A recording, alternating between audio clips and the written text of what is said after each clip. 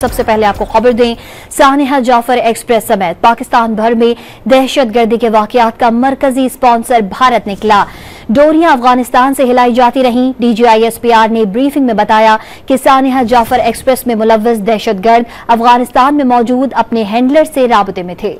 Indian media अपनी videos में दिखा रहा था कि ट्रेन जल रही है। दहशतगर्दों को भारतीय मीडिया सपोर्ट कर रहा था।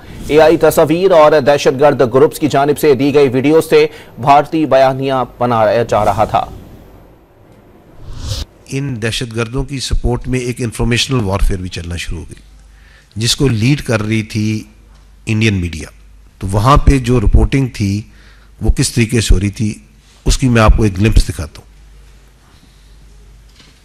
There have been escalated attacks by the BLA and they have also formed a new front together. यहाँ पे ये आर्टिफिशियल इंटेलिजेंस के इमेजेस के जरिए उसको ग्लोरीफाई किया जा रहा है, उस एक्ट ऑफ टेररिज्म को।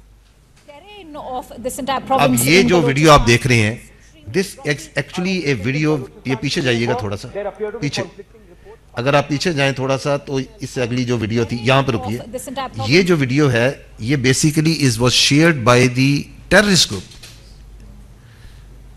एक इंटरनेशनली रिकॉग्नाइज्ड टेररिस्ट ग्रुप की जो प्रोपेगेंडा वीडियो है उसको इंडियन मीडिया बार बार चला के दुनिया को दिखा रहा था। अब यहां रुकिएगा, ये आप वीडियो जो अगर देखें तो this is an old video.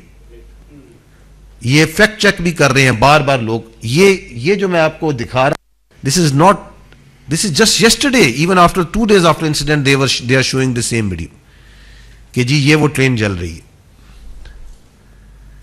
सो इससे आपको अंदाजा होता है कि वो जो मीडिया वहां पे जो कवरेज कर रहा था, and this is I am not talking right now about the social media, this is the main stream media of India. AI images, दहशतगर्द ग्रुप के दी हुई वीडियोस, पुरानी फेक वीडियोस वो दिखा के एक बयानिया बना रहे हैं।